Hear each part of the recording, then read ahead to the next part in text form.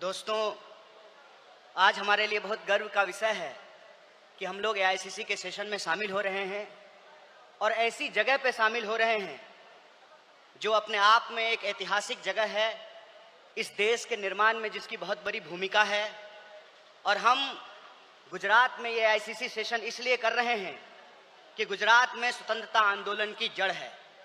गुजरात वो भूमि है जहां हमारे राष्ट्रपिता महात्मा गांधी, सरदार वल्लभ भाई पटेल जी, दादा भाई नौरोजी जी का जन्म स्थान है, उनकी कर्मभूमि है।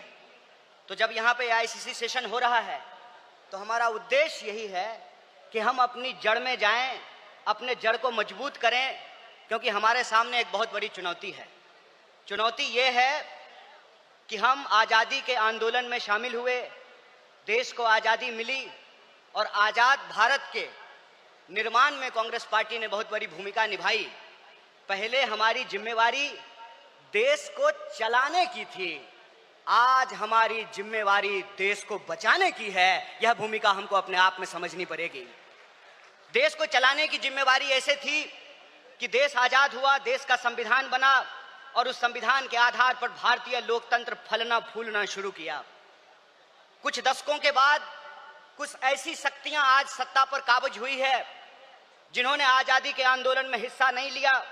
इसीलिए मैं बार बार कहता हूं, देश को आजादी माफी मांगने से नहीं, देश को आजादी लाठी खाने से मिली है, जेलों में जाने से मिली है। यह जो आजादी मिली है, इस आजादी को जो लोग मानते नहीं हैं, कहते हैं ना, जिन्होंने अपना खून पसीना नहीं बनाया हो घर को बनाने में, उनको घर की बचाने की कोई जद्दोजहद नहीं होती है। घर को जब बिगड़ रहा हो तो उनको कोई तकलीफ नहीं होती है। जो संविधान को बनाए हैं वही संविधान को बचाना चाहते हैं, जो आजादी दिलाए हैं वही आजादी को बचाना चाहते हैं, जो देश को बनाए हैं उन्हीं को देश को बचाना पड़ेगा। बताइए, कांग्रेस पार्टी का एक एक कार्यकर्ता जो देश की आजादी पर गर्व करता है, देश के स्वतंत्रता आंदोलन पर गर्व करता है, उस आजादी को बचाने के लिए आप संघर्ष करेंगे कि नहीं करेंगे? अगर आप संघर्ष करेंगे तो ये लड़ाई बिल्कुल आमने सामने की लड़ाई है। ये लड़ाई है कि एक तरफ वो लोग हैं जो काली टोपी पहनते हैं, एक तरफ हम लोग हैं जो सफेद टोपी पहनते हैं। वो जो काली टोपी पहनने वाले लोग हैं वो काले कानून लेकर के आते हैं। हम सफेद टोपी पहनने वाले लोग जो हैं वो गरीबी का अंधियारा मिटा करके, बेकारी का अंधियारा मिटा करके हम रोजगार का अवसर लाना चाहते हैं। हम अन्याय को समाप्त करके सामाजिक, आर्थिक और राजनीतिक न्याय लेकर के आना चाहते हैं। इसीलिए आज जब मैं आपके बीच में बोल रहा हूं तो सबसे पहले जो ड्राफ्ट है रेजोल्यूशन की, मैं उसके समर्थन में बोल रहा हूं। और यह जो न्याय पथ है जिसको लेकर के हमारा संकल्प है कि इस न्याय पथ पर हम चलेंगे, और न्याय पथ पर चलने का मतलब यह है कि देश में कहीं भी अन्याय होगा, चाहे वो अन्याय दलितों के खिलाफ हो, चाहे वो अन्याय गरीबों के खिलाफ हो, चाहे वो अन्याय पिछड़ों के खिलाफ हो, चाहे वो अन्याय आदिवासियों के खिलाफ हो, महिलाओं के खिलाफ हो, किसानों के खिलाफ हो, मजदूरों के खिलाफ हो, किसी भी भारतीय के खिलाफ अगर कोई अन्याय होगा तो उस काली टोपी वाले अन्याय के खिलाफ हम सफेद टी शर्ट पहन करके राहुल गांधी जी के बताए रास्ते पर चलेंगे। हम न्याय का योद्धा बनेंगे और न्याय का जो हमारी पहचान है, न्याय का जो हमारा ये सिंबल है, उसी से हम इस देश को बचा सकते हैं। और देश को बचाने की जो मुहिम है, इस संबंध में मैं आपको बता दूं कि आज एनएसयूआई का स्थापना दिवस है, फाउंडेशन डे है। स्टूडेंट और यूथ की एक बहुत बड़ी भूमिका है। स्टूडेंट और यूथ अलग अलग तरीके से इस देश में अपने हक और अधिकार को लेकर के संघर्ष कर रहे हैं। यह जो लड़ने वाले लोग हैं, जो न्याय के लिए लड़ रहे हैं, वो असल में कांग्रेसी हैं, और जो विचारधारा से कांग्रेसी हैं उनको हमको साथ लेकर के आना पड़ेगा।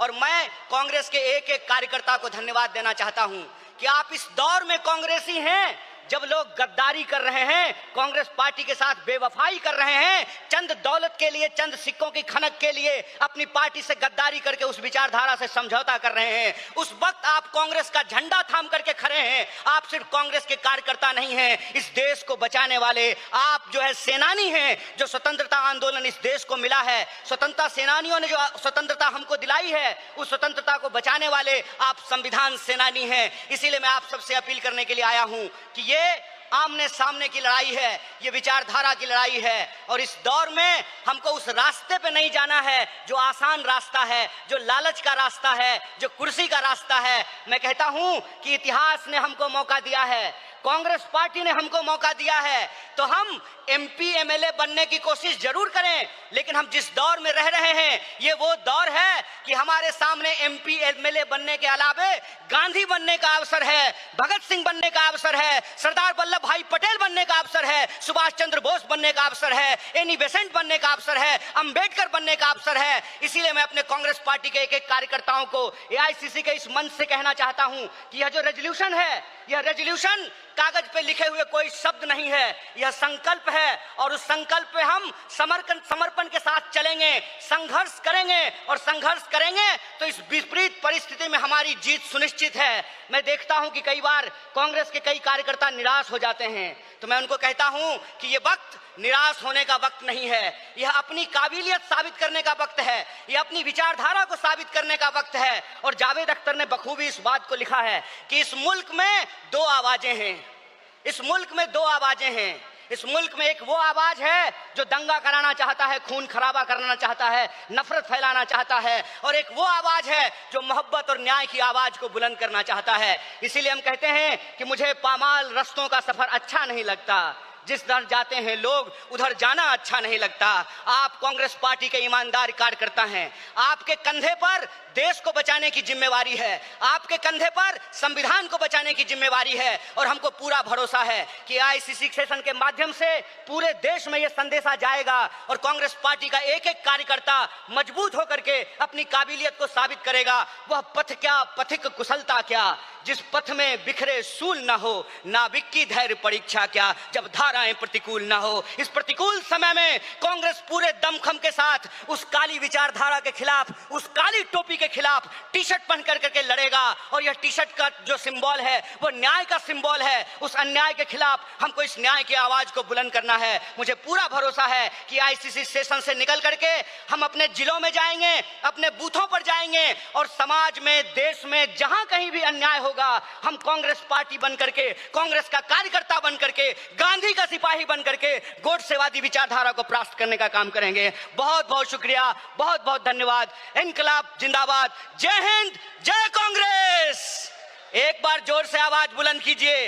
यह आवाज साबरमती आश्रम से दिल्ली के तख्त तक पहुंचनी चाहिए। जय हिंद, जय हिंद, जय कांग्रेस।